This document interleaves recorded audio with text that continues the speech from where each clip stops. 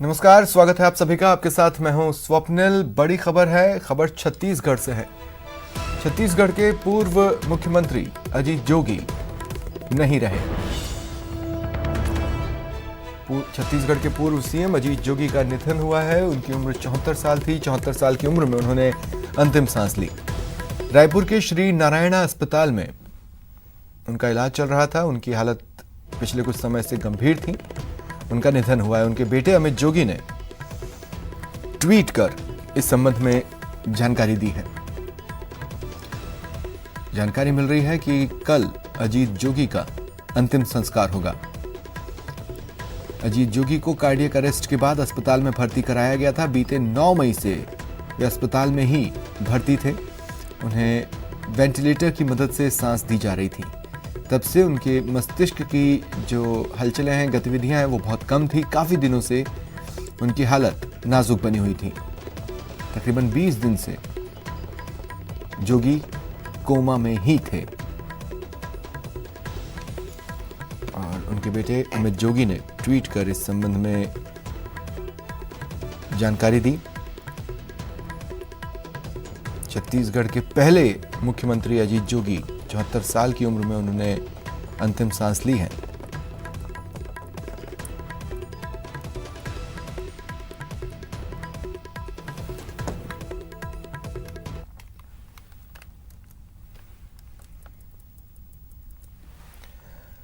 Corona संक्रमण से राजस्थान सचिवालय में दहशत है। एसएसओ बिल्डिंग का 2nd फ्लोर खाली कराया गया है। सभी कर्मचारियों को घर भेजा गया है। कर्मचारियों को होम क्वारंटीन रहने के निर्देश दिए गए। दरअसल बिल्डिंग में कार्यरत एक कर्मचारी की मां का निधन हो गया। उनकी मां की जो रिपोर्ट है वो उससे पता चला कि उन्हें कोरोना पॉजिटिव था, संक्रमित थी वो। जिसके बाद एसएसओ बिल्डिंग का जो 2nd फ्लोर है उसे फिलहाल खाली करवाया गया और जितने भी कर्मचारी हैं उनसे कहा गया है घर में रहें, होम क्वारंटीन रहें।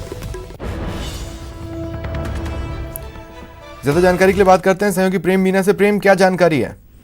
देखिए स्वप्निल, मैं आपको बताना चाहूंगा, अब जो कोरोना वायरस है उसने शासन सचिवालय में भी अपनी दस्तक दे दी है। दरअसल सचिवालय में सीएडी डिपार्टमेंट में कार्यरत एक चतुर्थ श्रेणी के कर्मचारी हैं टीकम चंद। उनकी मां का निधन हो गया और उनकी जो रिपोर्ट है पॉजिटिव आई है। यह कर्मचारी गत 15 दिनों से नियमित रूप से सचिवालय आ रहा था।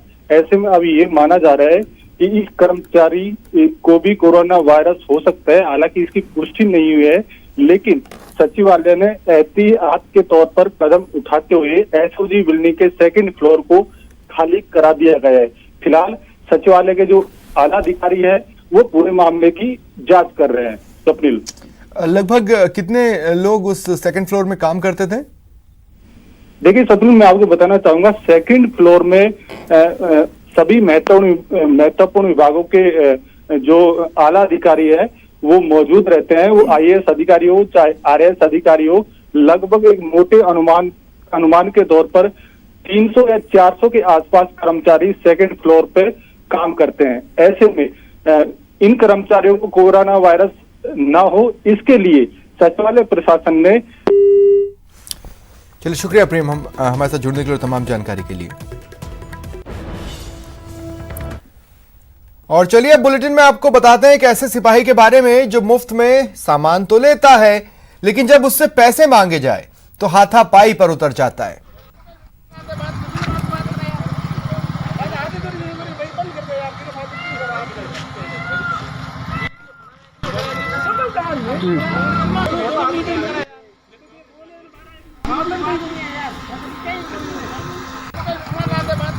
ये तस्वीरें जोधपुर की हैं, जहां कमिश्नरेट के झवड़ थाना में तैनात कांस्टेबल ड्राइवर महेंद्र ने एक किराने की दुकान पर पानी की बोतल और नमकीन ली और उसके बाद दुकानदार को पैसे देने से मना कर दिया।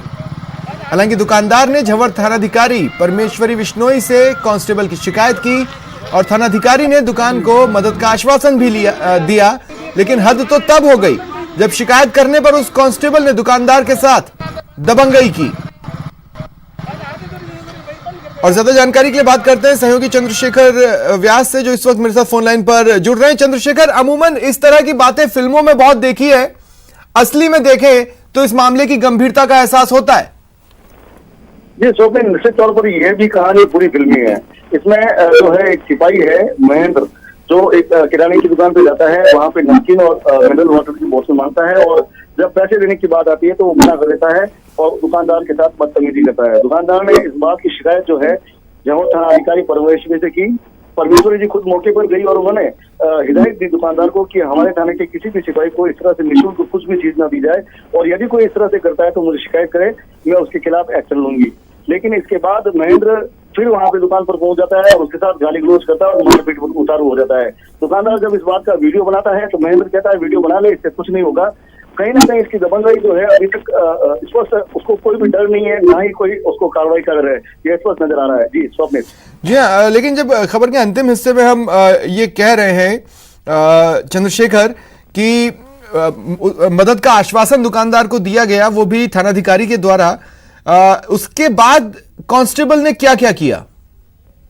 जी निश्चित तौर पर हालांकि शिकायत करने के बाद जब थानाधिकारी वहां पर पहुंच भी गई और उसको आश्वासन भी दे दिया, लेकिन जब संभव है कि थाने में उसको फटकार लगी होगी, फटकार लगने के बाद वो सिपाही फिर से आग बबूला हुआ और अपनी गाड़ी लेकर जो है दुकानदार के पास पहुंच गया, उसको जो है भला बुरा कहने लगा, उसके साथ मारपीट पर उतारू हो गया। ये तो मौके पर लोग मौजूद थे जिन्होंने बीच बचाव करके दुकानदार को बचाया, नहीं तो वो उसके साथ मारपीट भी कर देता। कहीं ना कहीं एक तरह के जो सिपाही होते हैं वो अपने कानून का जो भी उसका भी दुरुपयोग करते ही रहते हैं और कई ऐसे मामलों में ऐसे दुकानदारों को बेचारों को फंसा भी देते हैं।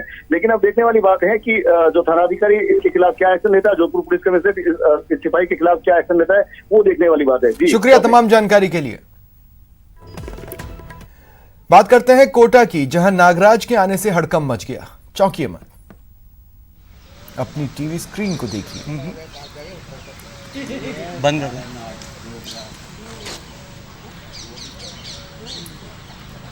ये सांप किसी नागराज से कम नहीं है। फन निकाले इस सांप को देखने के लिए लोगों का जमावड़ा लगा हुआ है। कोटा संभागीय आयुक्त के सरकारी आवास के गार्डन में काला सांप आ गया, जिसके बाद वहां काम करने वाले कर्मचारियों में हड़कंप मच गया। बाद में सूचना मिलने पर नगर निगम संविदा कर्मी और स्नेक कैचर गोविंद शर्मा ने सांप का रेस्क्यू ऑपरेशन किया और 20 मिनट बाद सांप को पकड़ा और बाद में उसे वन विभाग की निगरानी में जंगल में छोड़ा गया।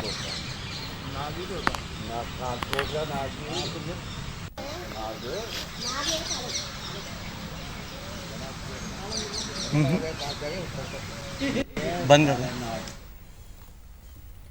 और अब आपको दिखाते हैं बीकानेर में क्या हुआ जब पान और तंबाकू की एक दुकान खुली।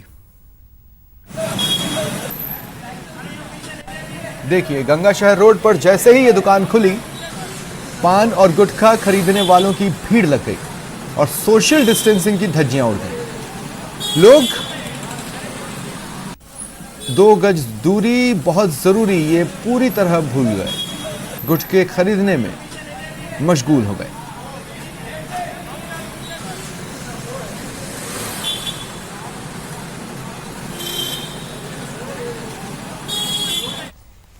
बात कर लेते हैं नशे पर नकेल की। उदयपुर के मावली में आबकारी विभाग की टीम ने कार्रवाई की। गश्त के दौरान आबकारी विभाग की टीम को भूतपुरा गांव के पास खेतों में अवैध शराब बनाने की जानकारी मिली। ऐसे में टीम ने दबिश दी तो मौके से अवैध शराब की बोतलें और वॉश बरामद किया। कार्रवाई के दौरान 100 लीटर वॉश नष्ट किया गया। वहीं प्रतापगढ़ में अवैध शराब के खिलाफ कार्रवाई की गई और अवैध भट्टियों के वॉश को नष्ट किया। 3 आरोपी गिरफ्तार किए गए।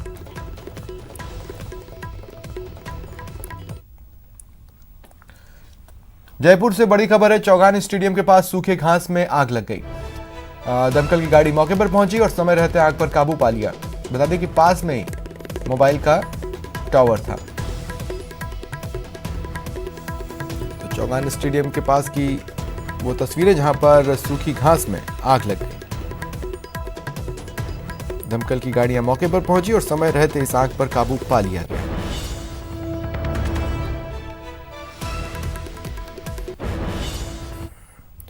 अलवर में बीती रात आंधी और तेज हवाओं से जनजीवन अस्त व्यस्त हो गया।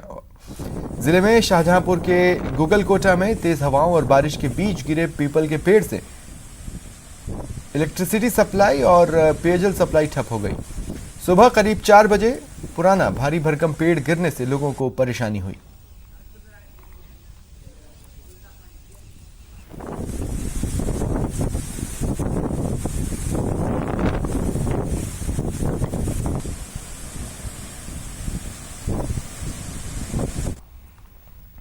मौसम विभाग ने अलर्ट जारी किया है। 2 जून तक प्रदेश का मौसम बदला रहेगा। जयपुर संभाग में तेज आंधी और ओलावृष्टि की संभावना मौसम विभाग ने जाहिर की है, आसार जताए हैं।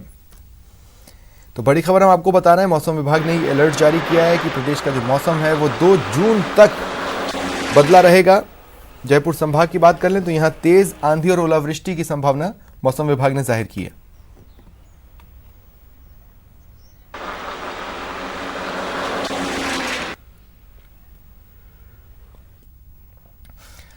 गर्मी से परेशान है तो आपको जल्द ही राहत मिलने वाली है। मॉनसून देश के बिल्कुल करीब है।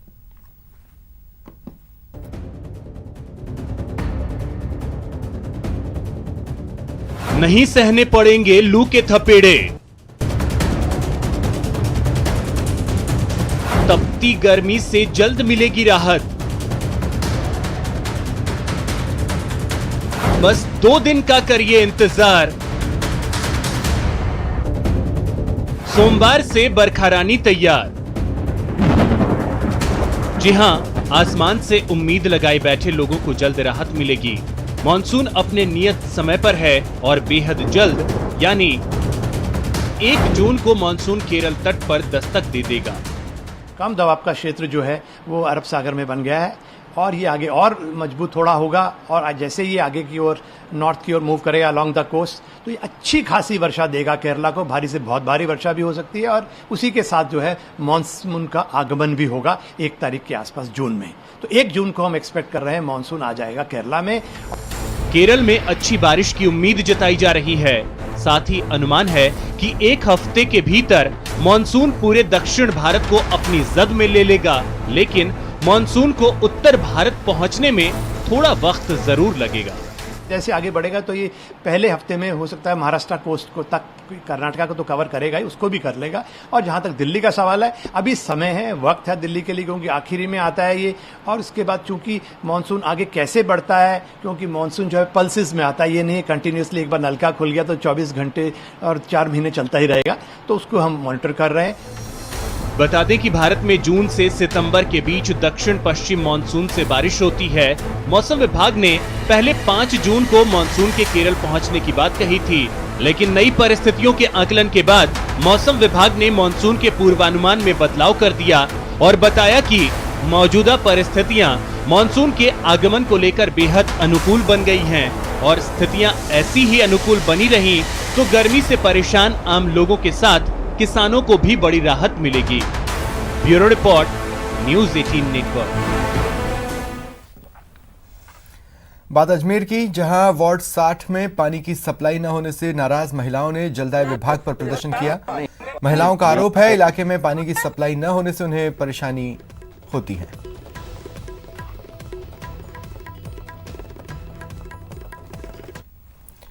वहीं अलवर में भीषण गर्मी का दौर जारी है। भीषण गर्मी से पीने के पानी की किल्लत हो गई है, जिसके बाद 12 से ज्यादा महिलाओं ने पानी की समस्या को लेकर जलदाय विभाग पहुंचकर नाराजगी जताई, लेकिन अधिकारियों के नहीं मिलने के चलते उन्हें और परेशान होना पड़ा। इनका कहना है कि फरवरी महीने से ही उनके क्षेत्र में पानी की समस्या बनी हुई है।